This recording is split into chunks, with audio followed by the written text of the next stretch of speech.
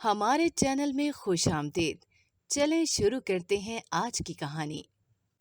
شادی کے اگلے دن سب کے تحفے کھولنے لگے تو ساس نے اپنے صندوق سے نکال کر ایک تولیا دیا اور بولی، بہو اسے صرف تم استعمال کرنا، یہ عورتوں کا تولیا ہے۔ میں نے وہ ساس سے لے لیا، اب میں ہی اسے استعمال کرتی۔ 4 دن بعد حاملہ ہو گئی۔ سب بہت خوش تھے، لیکن مجھے کچھ عجیب لگ رہا تھا۔ جب شوہر کو بتایا کہ حاملہ ہوں تو اس کا رنگ فک ہو گیا۔ وہ بولا، تولیا مجھے لا کر دو، اور پھر وہ تولیا لے کر ساس کے کمرے میں چلا گیا۔ مجھے اب شک ہونے لگا تھا۔ جب ہی اگلے دن تولیا لے کر لیبارٹری چلی گئی، لیکن رپورٹس دیکھ کر جان نکل گئی کہ وہ… میرا نام نرمین ہے۔ میں 5 سال کی تھی جب میری اماں فوت ہو گئی تھیں۔ نانی جان مجھے اپنے ساتھ گھر لے آئی تھیں۔ نانی جان مجھ سے بہت پیار کرتی اور کہتی، تم بالکل اپنی ماں کی طرح دکھتی ہو۔ ماموں کی ایک بیٹی اور بیٹا تھے، وہ ان دونوں سے بہت پیار کرتے تھے۔ میں انہی کے ساتھ اسکول جاتی۔ ماموں اپنی بائک پر ہمیں اسکول لاتے اور لے جاتے تھے۔ خالہ کی ابھی شادی نہیں ہوئی تھی۔ خالہ میرا بہت خیال رکھتی، میری دیکھ بھال کرتی، مجھے اپنے ساتھ رکھتی تھیں، کبھی کسی چیز کی کمی نہیں آنے دیتی تھیں۔ جب میں 12 سال کی ہوئی تو خالہ کی شادی ہو گئی اور وہ بیاہ کر دوسرے شہر چلی گئیں اور شادی کے بعد اپنے سسرال میں مصروف ہو گئیں۔ میں خالہ کو بہت یاد کرتی اور اداس رہتی۔ نانی نے مجھے سمجھایا کہ ہر لڑکی اسی طرح رخصت ہو کر دوسرے گھر چلی جاتی ہے، اسے اپنا میکہ چھوڑ کر سسرال جانا پڑتا ہے۔ میں نے اداس سے لہجے میں نانی جان سے کہا، نانو میں سسرال نہیں جاؤں گی، میں ہمیشہ آپ کے پاس رہوں گی۔ نانو نے مجھے پیار سے دیکھا اور گلے لگا لیا۔ میری ماما کی تصویر تو میں نے دیکھی تھی، لیکن بابا کی تصویر میرے پاس نہیں تھی۔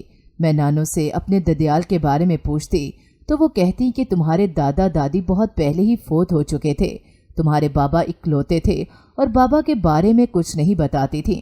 میں سوچتی کہ کاش میرے بھی اماں ابا زندہ ہوتے تو مجھے کتنا پیار کرتے، جیسے ماموں ممانی اپنے بچوں سے کرتے ہیں، لیکن یہ حسرت دل میں ہی رہ گئی تھی۔ خالہ ہم سے ملنے آئیں، میں خالہ کو دیکھ کر بہت خوش تھی، لیکن وہ جلدی ہی واپس چلی گئیں۔ نانو کی طبیعت کچھ دنوں سے ٹھیک نہیں تھی۔ میں ہر وقت نانو کے پاس رہتی۔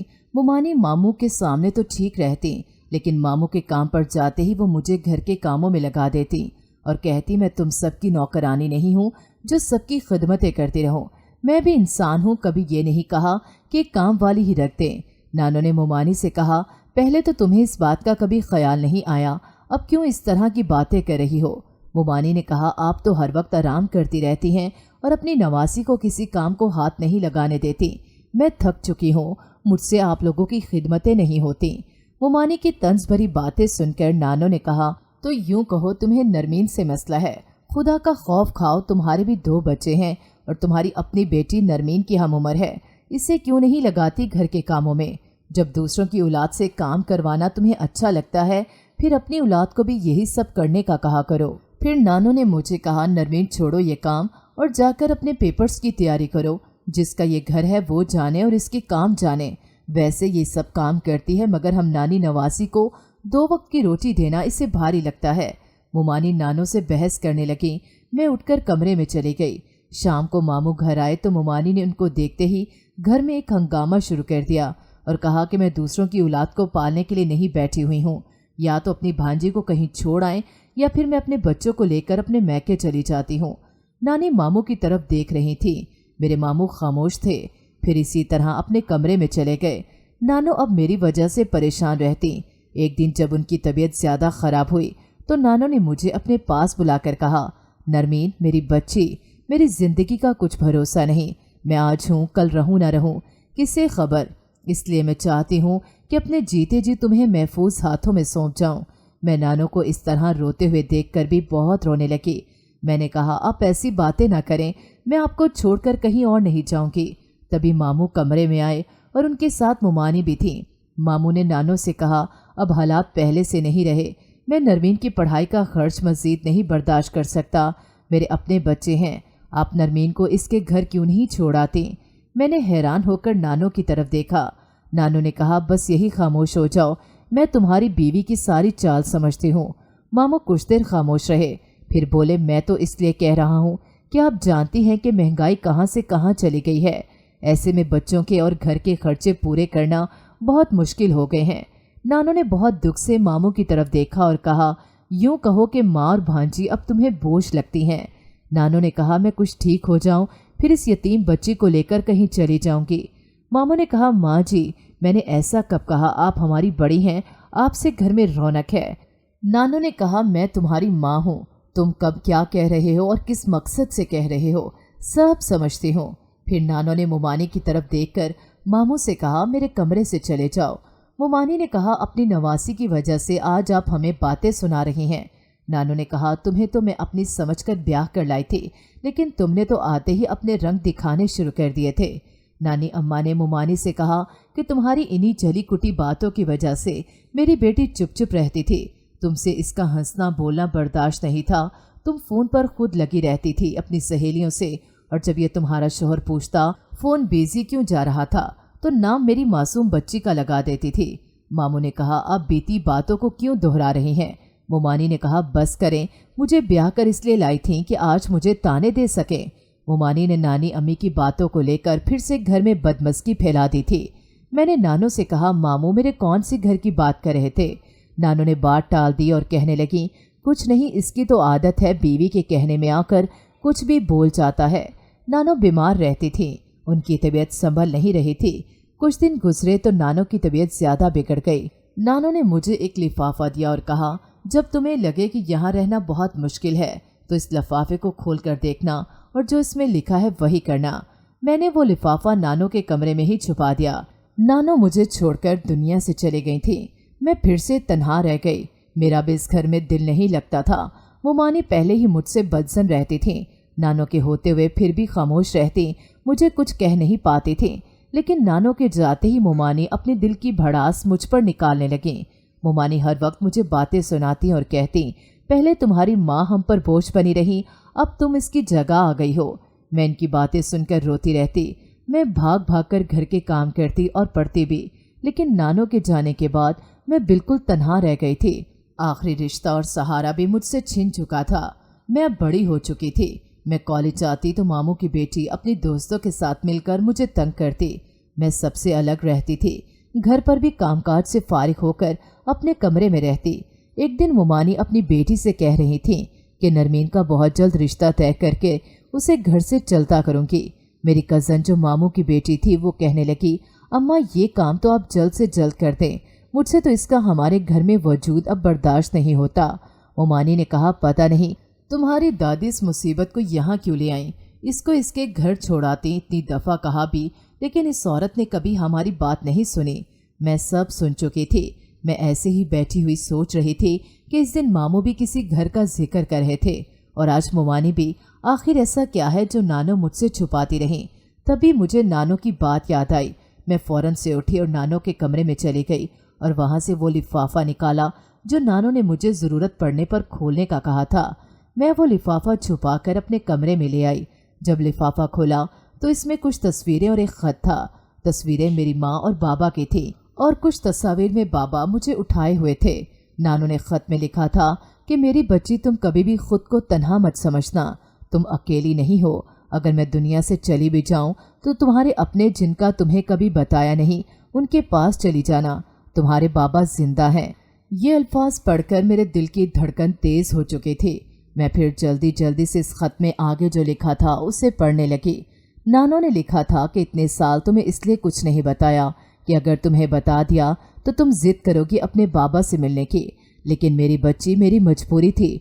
जो तुम्हें कुछ नहीं बताया वो मजबूरी ये थी कि तुम्हारे बाबा के कुछ दुश्मन थे जिन्होंने तुम्हारी अम्मा को भी मार डाला था।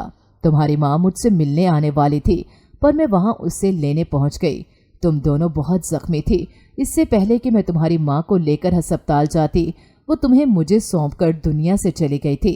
तब मैं तुम्हें लेकर अपने साथ अपने शहर ले आई, लेकिन इस बात का तुम्हारे बाबा को कुछ इल्म नहीं हो सका था और ना तुम्हारे ददियाल वालों ने उससे कुछ बताया। बस यही कहा कि तुम भी अपनी माँ के साथ मर गई थी, क्योंकि जब ये हादसा हुआ था तुम्हारे बाबा मुल्क से बाहर थे। मैंने बहुत दफ़ा तुम्हारे बाबा से मिलना चाहा कि उन्हें तुम्हारे बारे में बताऊं, लेकिन वो पाकिस्तान से बाहर जा चुके थे। इतने साल ये राज तुमसे छुपा कर रखा। हो सके तो अपने बाबा के पास चली जाना। मेरे बाबा जिंदा हैं और मैं बाप के होते हुए भी इनको देख नहीं सकी।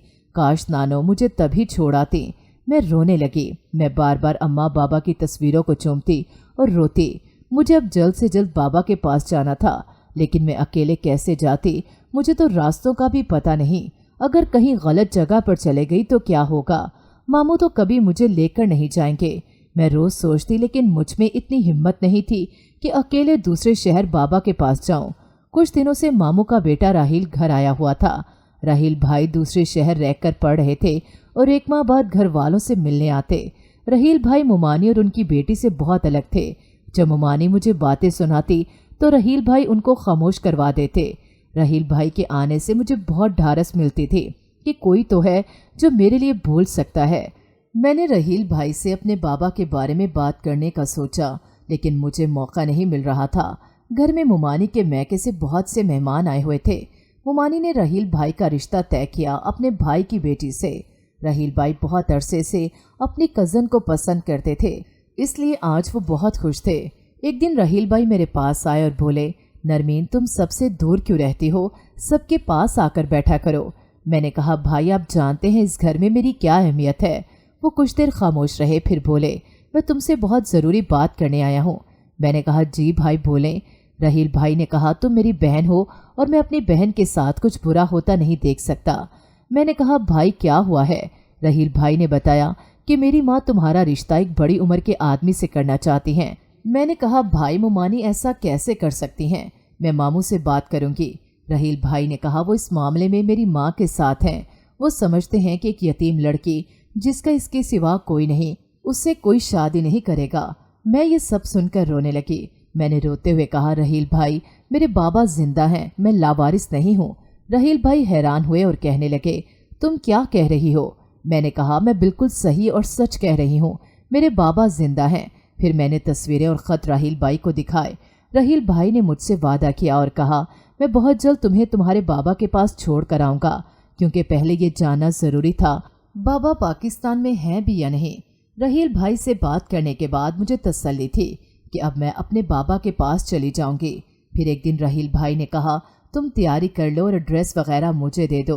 बाबा के घर का एड्रेस नानो ने ख़त में लिखा था। जब राहिल भाई ने मामू मुमानी को बताया कि मैं नरमीन को इसके बाबा के घर छोड़ने जा रहा हूँ, तो मुमानी ने झगड़ा शुरू कर दिया। मुमानी ने कहा कि इसका बाप तो मर चुका था और अगर वो कहीं है भी तो उसे तुम नहीं ले जा सकते। मैंने इसका रिश्ता तय कर दिया है, इन लोगों को जुबान दे दी है, अब मैं इन लोगों को क्या जवाब दूंगी? राहिल भाई ने कहा, वो मेरा मसला नहीं। इसके बाद राहिल भाई मुझे लेकर लाहौर आ गए। मेरे दिल की धड़कन तेज थी। मुझे समझ नहीं आ रही थी कि मैं इतने सालों बाद अपने बाबा को देखूंगी और अगर उन्होंने मुझे पहचानने से इनकार कर दिया तो क्या होगा? मैं तो वापस मामू के घर भी नहीं जा सकती, क्योंकि जब मैं घर से चली थी तो मुमानी ने मुझे कहा था कि अगर तुम्हारे बाप ने तुम्हें ना रखा तो लौटकर कभी यहाँ मत आना। मैं तुम्हें इस घर में कदम नहीं रखने दूंगी। मैं बहुत परेशान थी। फिर मैं राहिल भाई के साथ बाबा के घर के आगे मौजूद थी। चौकीदार ने दरवाज़ा खोला और पूछा, किससे मिलना है आपको? राहिल भाई ने कहा, हम मुल्तान से आए हैं, हमें रऊफ़ अहमद साहब से मिलना है। चौकीदार ने हमें बाहर खड़ा किया और ख़ुद अंदर बताने का कहकर चला गया। मेरा दिल ज़ोर ज़ोर से धड़क रहा था, ये सोच कर के पता नहीं क्या होगा। तब चौकीदार ने हमें अंदर आने का कहा। हम अंदर चले गए। राहिल भाई ने कहा, घबराओ नहीं, सब ठीक होगा। फिर चौकीदार ने हमें अंदर बिठा कर कहा, आप इंतज़ार करें, साहब आ रहे हैं। मैं शिद्दत से बाबा की राह देखने लगी। फिर एक शख्स अपना चश्मा साफ करते हुए आ रहा था और घर के मुलाजिम से कह रहा था, रहीम चाचा कौन आया है हमसे मिलने? इनको देखकर मैं खड़ी हो गई। वो मेरे बाबा थे। मैं उनको देखकर पहचान चुकी थी। मुझे हैरान होकर वो देखते हुए सोफे पर हमारे सामने बैठ गए। फिर पूछा, जी बेटा, मैंने आपको पहचाना नहीं, कौन हैं आप और क्या काम था मुझसे?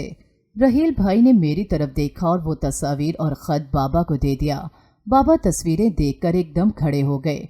बाबा ने राहिल भाई से पूछा, ये तस्वीर आप लोगों के पास कैसे आई? राहिल भाई ने कहा, आप ये ख़त पढ़ लें, आपको सब कुछ समझ आ जाएगा। बाबा ने ख़त पढ़ते कितनी दफ़ा मेरी तरफ देखा। मैं रो रही थी। ख़त बाबा के हाथ से गिर चुका था। फिर राहिल भाई ने सब कुछ बाबा को बताना शुरू किया और कहा कि ये नरमीन आपकी बेटी है।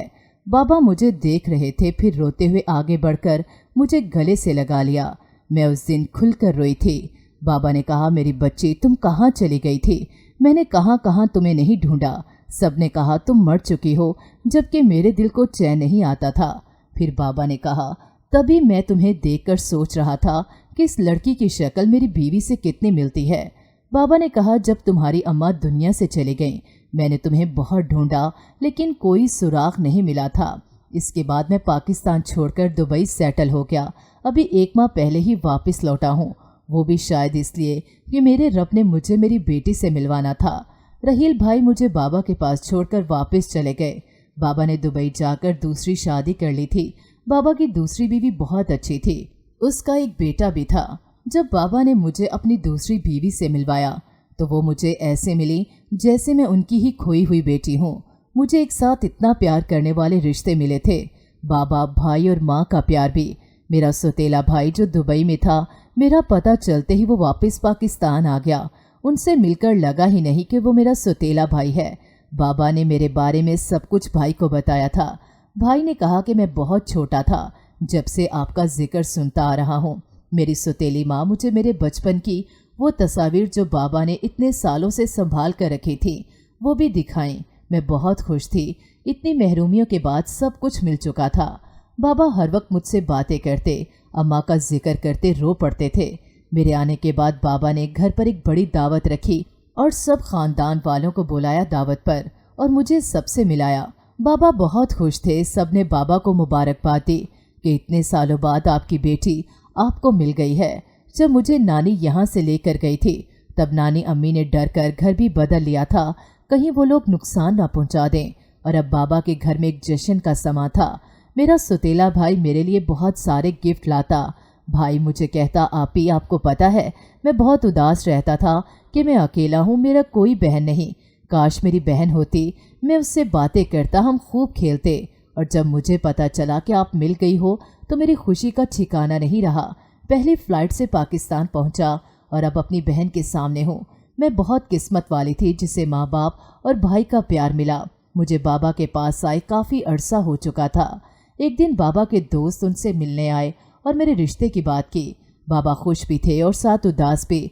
बाबा ने मुझे खुद से लगाए कहा कि इतने सालों बाद मेरी बेटी मिली और आज इसकी शादी का दिन भी आ गया। मैंने कहा, बाबा मैं आपको छोड़कर कहीं नहीं जाना चाहती, आप इन्हें मना कर दें। बाबा ने मुस्कुराते हुए कहा, तुम परेशान नहीं हो, जब दिल चाहे अपने बाबा से मिलने चली आना। फिर मेरी शादी हो गई। मेरे शौहर बहुत अच्छे थे। हम सब बैठे थे। शादी के अगले दिन सबके तोहफे खोलने लगे।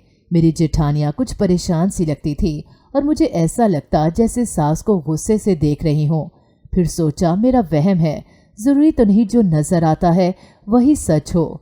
फिर सास ने अपने संदूक से एक तौलिया मुझे निकाल कर दिया और बोली, बहू इसे सिर्फ तुम इस्तेमाल करना, ये औरतों का तौलिया है। मैंने वो सास से ले लिया। मैं बहुत खुश होकर तौलिया सास से लिया कि उन्होंने मोहब्बत से मुझे दिया है, जबकि मेरी जिठानी ने कहा कि औरत की बातों में ना आ जाना। मैंने उसकी बात पर ध्यान नहीं दिया। अब मैं वही तौलिया इस्तेमाल करती थी और 4 दिन बाद ही मैं हामला हो गई। मेरी सास बहुत खुश हुई, मगर जब बाकी लोगों को पता चला तो सब बातें करने लगे। मैं बहुत परेशान हो चुकी थी, ये सब इतनी जल्दी कैसे हो सकता है।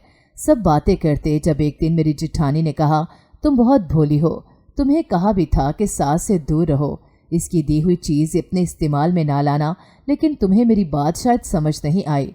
मैं परेशान हो गई, लेकिन मुझे कुछ अजीब लग रहा था। जब शौहर को बताया कि हामला हूँ तो इसका रंग फक हो गया। वो परेशान लग रहा था।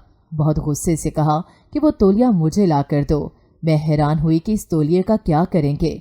मैंने दे दिया और फिर वो तौलिया लेकर सास के कमरे में चला गया। मुझे अब शक होने लगा था कि कुछ तो गड़बड़ है जो मेरे शौहर तौलिया सास के पास लेकर गए हैं।